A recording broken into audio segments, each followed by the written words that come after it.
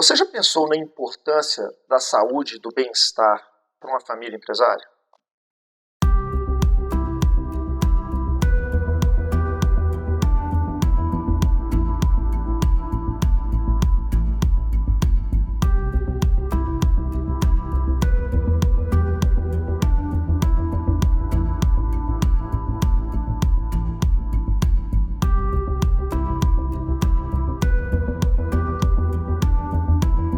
Bom, olá, hoje nós estamos aqui com mais um episódio do Vamos Pensar no Futuro e hoje eu estou conversando com, eu nem sei como que eu apresento, né? Estou conversando com o Marcos Andrade, o nome é mais fácil de entregar para vocês.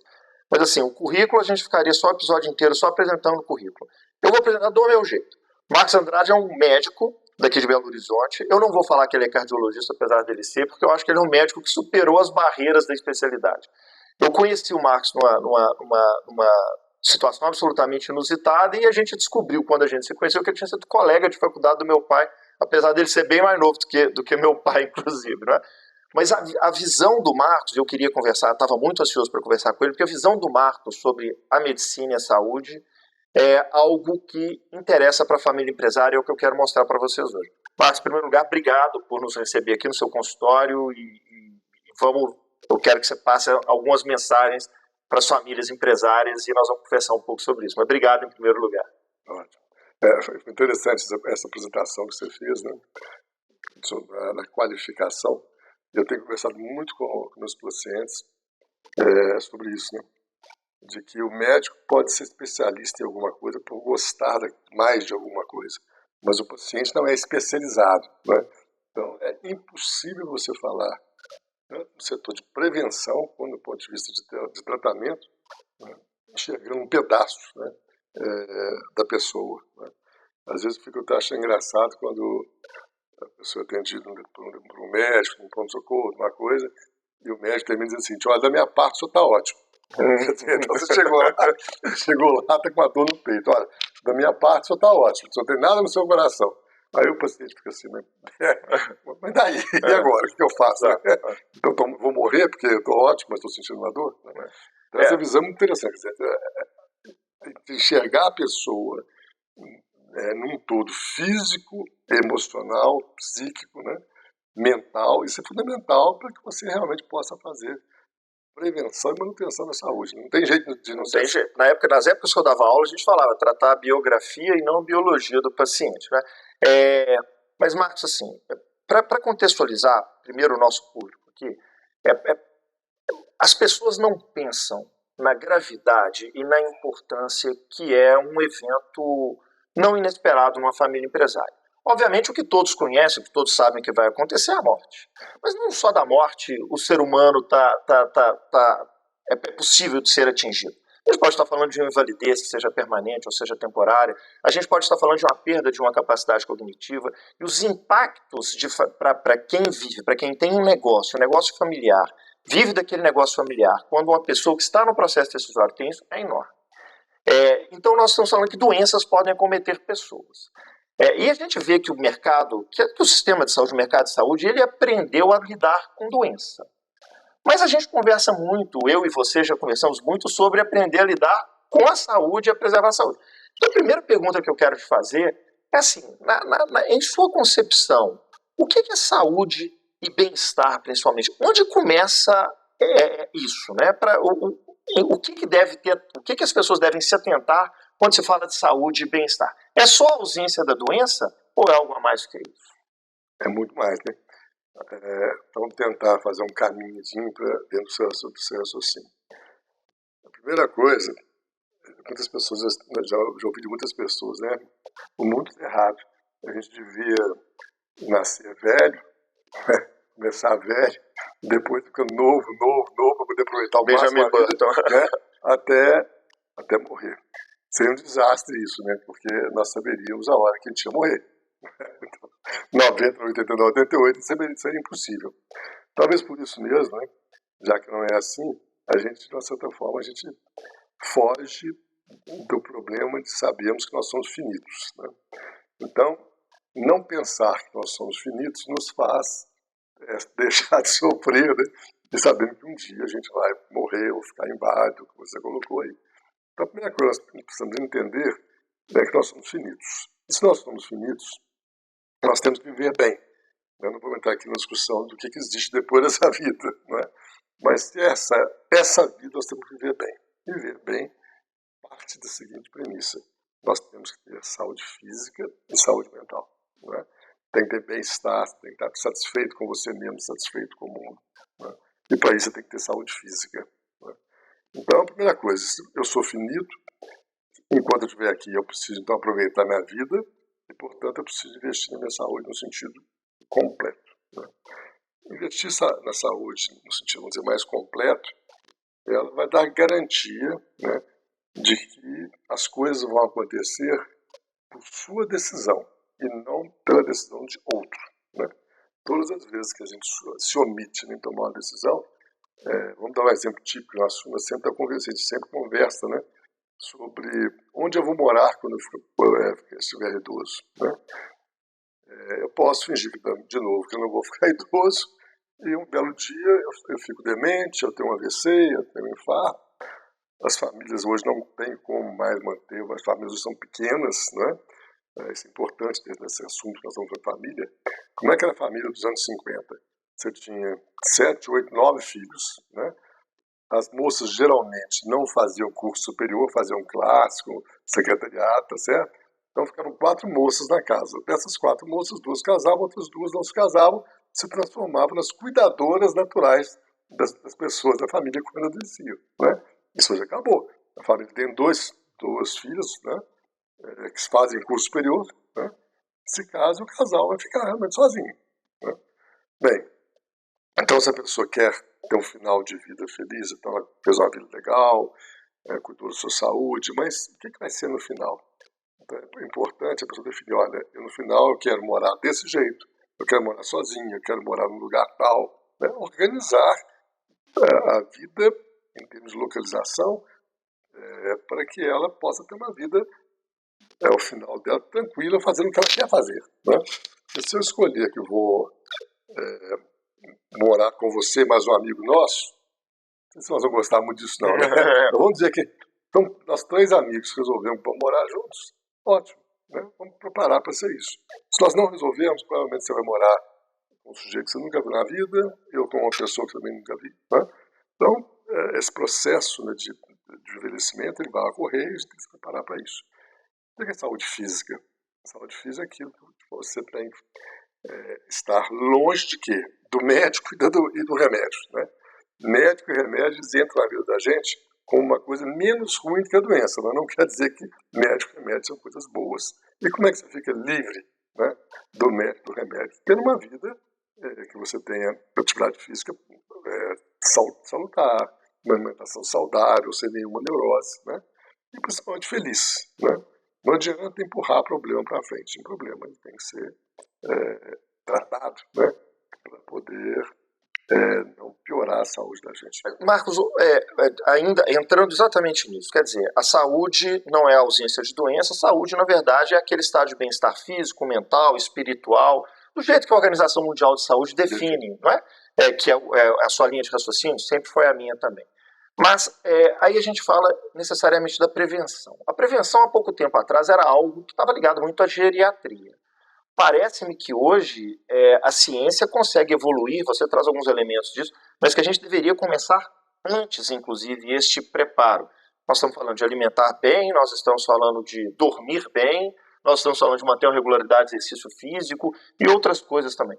Quando é que na sua cabeça, assim, na sua experiência, no seu intelecto, quando é que deveria começar a se imaginar essas atividades, vamos chamar assim, preventivas? 10 anos de idade, 15 anos de idade, 40 anos de idade? Começa na pediatria, né? Começa na pediatria. Né? As crianças, elas absorvem o padrão familiar, né? Sedentarismo de atividade física, né? De alimentação sadia ou alimentação ruim. Né? Então, realmente, a prevenção hoje, e até a genética, né? Nós temos uma série de possibilidades genéticas hoje de detectar problemas sérios, né? Que podem aparecer mais tarde, e que são previsíveis desde a infância. Então, é um processo que começa lá com o pediatra, com a educação, tanto do ponto de vista físico, quanto mental da criança e social.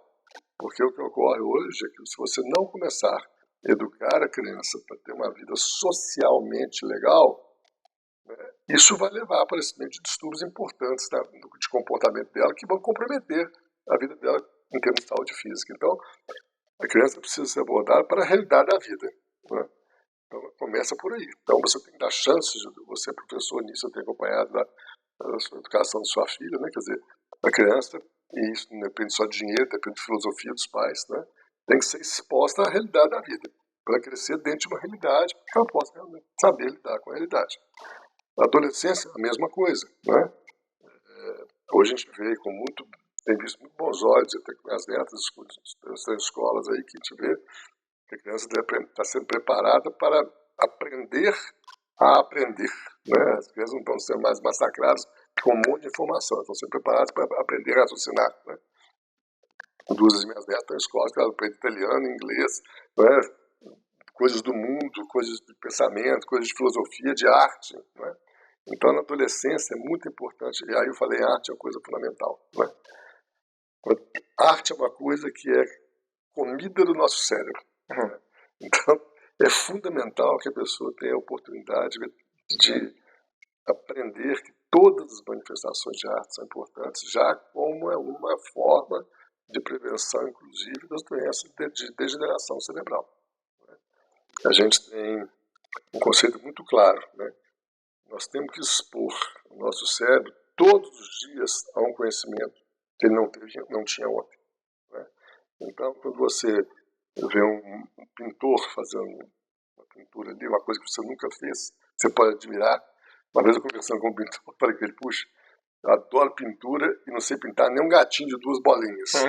Ele falou comigo assim, bom, ainda bem, né, porque tem as pessoas que nascem para pintar e as pessoas que nascem para apreciar a arte. Então, quer dizer, tudo tem um lado que pode ser aproveitado. Então, todas as manifestações artísticas são muito bem-vindas, porque cada dia que você aprende alguma coisa com um escultor novo, com um pintor novo, com um músico novo, seu cérebro cresce, né? Agora eu estava voltando de Tiradentes, passei na estrada, tem umas esculturas enormes de Piracicaba, um negócio maravilhoso. O sujeito lá, todo sujo de branco, tá? Depois tem um filme sobre isso, vou te mostrar. Eu decidi conversar com ele. O cara é aqui da região de Ouro Preto, prêmios internacionais em escultura, é um cara assim, super reconhecido internacionalmente, né? Mora no casebre, eu fui lá no casebre com ele, mora ele com o filhinho dele lá, né? Eu aprendi com esse cara de técnica de trabalho, ele faz madeira e faz pedra, né? Fiquei lá quase umas 2 horas com ele, parei na estrada, saí de lá tão branco quanto ele, né? O que eu aprendi com esse sujeito, né? Então, nós temos que aprender a nos expor aos novos conhecimentos. Esse é o melhor remédio. Não adianta tomar 1000 vitaminas para o cérebro, não. Vitamina para o cérebro é expor o nosso cérebro a novos conhecimentos, fazer com que as sinapsezinhas lá, né, que fazem conexão entre as nossas células do cérebro, sejam sempre hiperutilizadas, porque se isso degenera, depois você tem um monte de informações, mas essas informações não se cruzam dentro do cérebro. Eu tive uma explicação muito interessante, muito simples sobre isso, muito bacana. A gente percebe às vezes a pessoa que está com estado demencial e tal, fica olhando para um objeto assim, né? Vamos supor uma maçã. Por que ela fica olhando ali? Porque um neurônio dela sabe que maçã é uma coisa vermelha. O outro sabe o cheiro da maçã. E o outro sabe a forma da maçã. Essas 3 células são interligadas por sinapses. Se essas sinapses, e é isso que parece que acontece com a demência, né? Ela se estraga, a pessoa fica olhando aquilo, ela sabe que é vermelho, sabe que tem um cheiro, e sabe que tem uma forma, mas ela não sabe que é uma maçã. E essas sinapses elas são desenvolvidas por novos conhecimentos. Então, essa exposição. Então, quando a gente fala em prevenção de saúde mental, e isso é que vai determinar tudo, né? Se a gente está falando em família, não é? Lógico que essas decisões todas familiares em todos os âmbitos têm que ser tomadas quando? Quando as pessoas estão lúcidas, né? Se eu sou, vamos dizer, o patriarca de uma família, enquanto eu estiver lúcido, eu não ativar esse processo, eu fico demente, quem é que vai resolver? Pessoas que às vezes não têm o conhecimento do negócio, são os próprios filhos, às vezes. Os próprios filhos não têm o conhecimento que o patriarca tem, porque ele fez aquele negócio todo, né? Então eu tenho que tomar esse tipo de atitude de ser saudável, né? E na fase de ser saudável, tomar atitude de vida. Ô, Marcos, eu tenho uma impressão, até lá no escritório, a gente tem uma determinada impressão, não sei se ela é verdadeira ou não, eu quero até fazer um teste contigo aqui. Aproveitando que você, e para quem não sabe, o Marcos já lidou muito com gestão hospitalar e com a implementação de determinados serviços dentro do hospital, então o sujeito conhece muito fluxo, muito processo, muita organização de equipe, muito trabalho em equipe, isso estamos falando um pouco de hard, mas principalmente soft skills na área da saúde, que são raríssimos no mercado, né, e que você os detém. Então, assim, pelo que você conta aí, pelo que você diz, seria possível se imaginar que uma família empresária, ela, juntamente com um profissional de saúde, pudesse implementar ali determinados fluxos ou determinada metodologia para que os seus familiares submetessem a um processo de cuidado da saúde, de promoção da saúde num período longo de tempo, né? É verdade isso seria possível de se imaginar, assim, ainda, talvez teoricamente, mas um protocolo em que poderia ser aplicado nas famílias empresárias e que essas famílias assumissem o protagonismo do seu cuidado com a saúde, obviamente se cercando de profissionais da saúde, outros profissionais. Você acha que isso é possível de se imaginar? Eu acho que é possível e necessário, né, Ronaldo? Eu acho que, do mesmo modo que a família contrata um auditor, advogado, um diretor contábil e tal, eu acho que isso é altamente recomendado. De uma certa forma, eu tenho percebido isso acontecer aqui na minha clínica, né? Porque quando eu me formei, estou com 52 anos formado, né? Não existia o geriatra. Então, os idosos da minha época formada, todos eram tratados pelo cardiologista, né? Então, eu tenho várias famílias hoje que estão na quarta geração, uma primeira, agora é a quinta geração, né? E de uma certa forma tem feito isso, né? Tentado mostrar para as pessoas daquele grupo familiar que tem características ligadas à saúde, ligadas à doença, que são mais ou menos comuns à família como um todo. Mas isso precisa ser sistematizado para ser simplificado e operacionalizado. Tá. E é assim, muito interessante, né, porque hoje as pessoas perguntam, olha, eu ouvi falar que câncer de próstata as pessoas da família, meu pai teve, meu irmão teve, o que eu devo fazer? Então já há assim, uma certa conscientização. Prevenção, ela tem duas características muito importantes. Ela é de baixo custo e de alta efetividade, né? Então, montar um programa preventivo, né, para um grupo familiar, um grupo preventivo, isso é uma coisa assim, não dói, não dói no bolso nem no corpo, né? Você não precisa de sair invadindo, quando você tem muita informação clínica, você não precisa invadir tantas as pessoas com tantos exames mais agressivos, que às vezes, no afã de você evitar uma doença, você provoca uma outra, fazendo exames que são desnecessários. Então, são protocolos que a gente pode implementar, eles são menos ofensivos, preservam mais a saúde, falam mais da saúde e menos da doença, né? Isso é altamente recomendável. Marcos, mas quando fala disso, assim, parece uma realidade tão distante do sistema de saúde como um todo que nós temos hoje no Brasil, né? Quem não conhece o sistema a fundo, quem não tem a oportunidade de conhecer profissionais que aqui ou acolá vem fazendo isso, quando vê o sistema de saúde, seja ele o público ou seja ele o privado, CMNS, a distância entre isso que nós estamos conversando aqui e a prática é colossal. Eu gostaria muito que você trouxesse, eu que acompanho o desenvolvimento, sou paciente seu, não é evidente, mas assim, fora eu ser seu paciente, eu venho acompanhando o desenvolvimento da sua clínica ao longo, pelo menos dos últimos, sei, talvez 8 anos, ou por aí.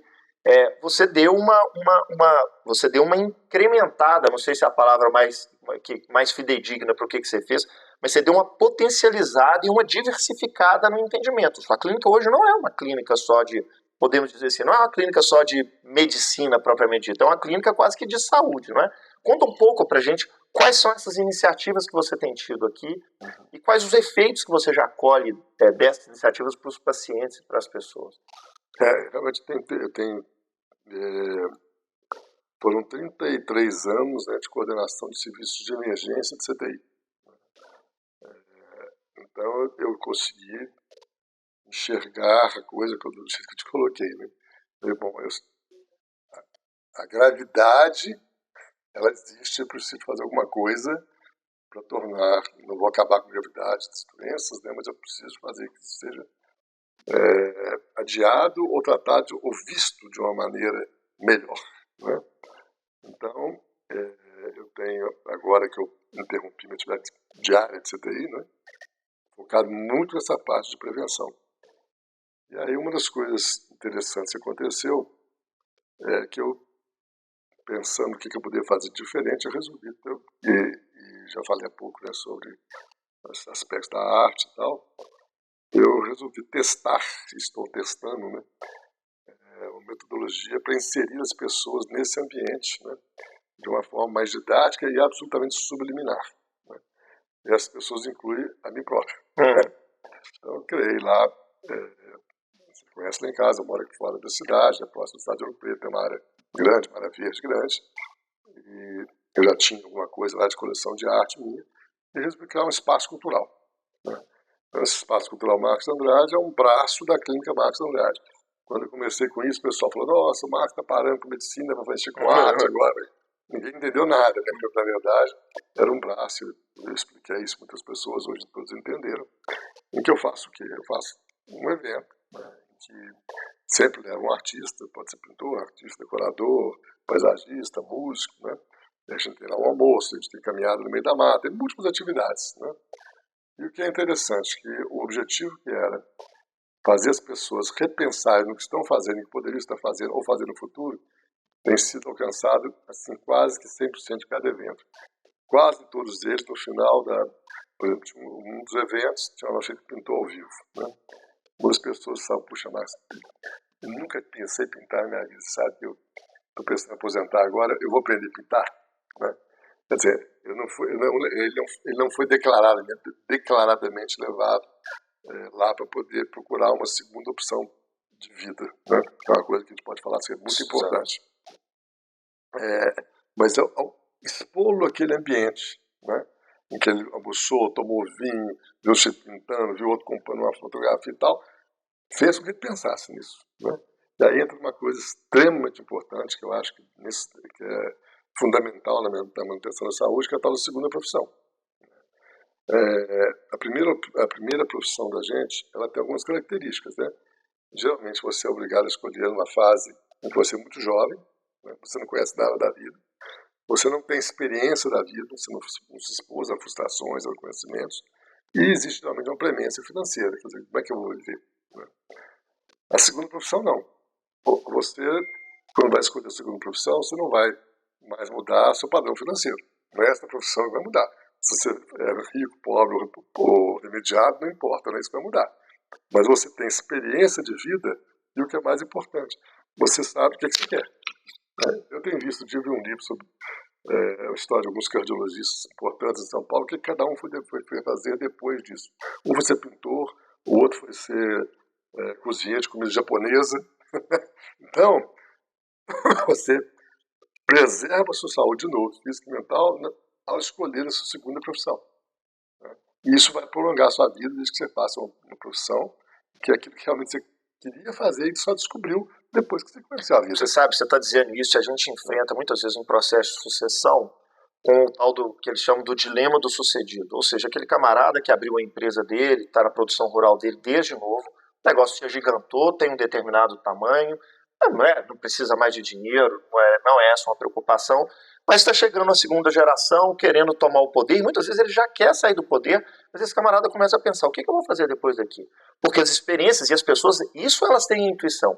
Eu ouço muitas vezes, se meu pai parar de trabalhar, ele fica em casa, deprime e morre em 2 minutos. Então, assim, entender o que a pessoa vai fazer no momento de liberdade daquele serviço inicial, que muitas vezes pode ser até prazeroso, mas que a pessoa já está querendo diversificar, está querendo beber de novas fontes, respirar novos ares. Isso é super importante.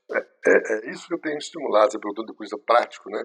Como é que eu faço? Eu tenho, vamos dizer, cutucado as pessoas, né? Quando elas começam a me contar aqui, que dentro desse processo de preservar a saúde física e mental, quando eu percebo que a pessoa começa a falar comigo sobre aposentadoria e tal, eu já geralmente já envolvo o filho, a esposa e tal nessa conversa, justamente nesse sentido, né? Até para entender o seguinte, que esse pai, ao resolver que agora ele vai ser cantor, ele talvez possa trazer coisas muito mais importantes para a família nesse momento do que aquilo que ele trouxe quando ele era um operador disso aqui. Porque ele vai trazer uma coisa que a família não conhece também. De repente aquele negócio está indo para um rumo que não é o melhor, porque está tudo focado, eu sou do agronegócio, está todo, eu, minha mulher, meus filhos, todo mundo no agronegócio. Né? Então, quando um dos membros da família quer sair disso, né, geralmente ele até é boicotado. Esse filho é o filho que abandonou a família. Já tive casos aqui muito interessantes. Esse filho que saiu, né, eu lembro aqui um agora, esse sujeito foi fazer um curso, foi para a Europa, ficou em 4 ou 5 países, mexendo só com culinária. Voltou, montou um restaurante, foi um sucesso danado, né? E aquilo virou um centro de convergência de bons momentos da família. Então ele conseguiu desestressar a família toda, né? Trazendo um fato novo para a família. Então isso é super bacana. Assim, né? Então esse aspecto de entender que a segunda profissão não quer dizer que o líder está abandonando a família, né? Eu acho extremamente interessante. Faz parte desse processo de ordenação de saúde física e mental da família, que é o que a gente está conversando aqui. Tem um livro que eu li recentemente, eu tenho falado isso muito nas minhas conversas com as famílias, assim, né? E o livro chama Psicologia Financeira. E o camarada fala assim, muitos me colocam dilemas se dinheiro traz felicidade. O autor responde assim, é óbvio que não. Dinheiro te traz liberdade de escolha. E liberdade de escolha te traz felicidade. Então me parece que essas provocações que você faz lá nos seus sábados verdes, no espaço cultural, reunindo gastronomia, arte, música, ambiente, que a sua propriedade é super bonita, ambiente propício para você parar, respirar, refletir. Essas provocações são interessantes porque elas podem te trazer liberdade de escolha. A gente tira as crenças limitantes, não é isso? Isso. E, na verdade, talvez você tenha respondido agora.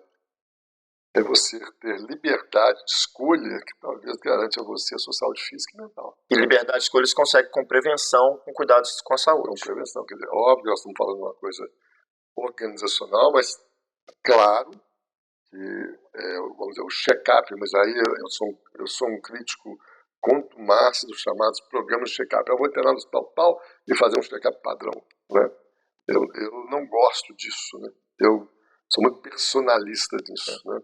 Eu acho que você tem que ter, obviamente, o conhecimento técnico que deve compor um check-up que varia com a idade, com o sexo, com os hábitos de vida da pessoa. Então eu prefiro primeiro, né, atender a pessoa, entender qual é o perfil total daquela pessoa e aí escolher qual é o check-up que essa pessoa vai fazer. Porque eu sei que um check-up padrão, óbvio, do ponto de vista epidemiológico, né, é igual vacina. Tem que vacinar? Tem que vacinar todo mundo. Agora, quando alguém me pergunta, eu preciso vacinar? A resposta é completamente diferente. Porque ela está me perguntando se para ela, com os problemas dela, a vacina é importante ou não é. Né? Então, o check-up, do ponto de vista dela, vamos fazer check-up de todo mundo. Beleza. Agora, se você quer fazer uma coisa realmente produtiva, e produtiva quer dizer não fazer o que não precisa e não deixar de fazer o que precisa, né? Porque eu já disse um pouco mais cedo nessa conversa nossa aqui, né? O maior desastre que tem é quando você faz um exame que tem baixa possibilidade de identificar uma doença em você, porque você tem baixa probabilidade de ter doença, e por fazer esse exame te traz um dano no seu corpo. Né? O sistema público da Inglaterra, eu já recebi isso recentemente, está mudando completamente as indicações de colonoscopia. Por quê? Você tem um percentual pequeno, né, de acidentes de perfurar o intestino durante o exame. Tá certo? Se você faz, toda pessoa de 50 anos tem que fazer colonoscopia, você vai fazer bilhões de exames. E 0,01 de bilhões vai dar um número absoluto significativo. E como a incidência é baixa, você vai ter complicações de um número grande de pessoas que não tinham. Então, estão criando uma série de outras regras para poder, 50 anos, mais isso. Né? Então, tem que existir o check-up, é óbvio, né? A gente tem que ser objetivo nisso, esse grupo familiar tem que ser um programa de check-up, mas esse programa de check-up tem que ser altamente personalizado, considerando, né, as necessidades daquela família. Sim, claro. Não tem sentido eu pegar um grupo que tem lá 3 filhos de 18 anos e mandar elas fazerem teste ergométrico para poder ver se elas têm doença coronária. Vou jogar dinheiro fora, né? Ainda posso fazer uma moça cair da bicicleta e quebrar a perna. É o que a gente fala, Max, sair, parar de gerenciar a doença e começar a gerenciar a saúde. Né? Exato. Marcos, obrigado demais pelo seu tempo aqui, pelo seu ensinamento.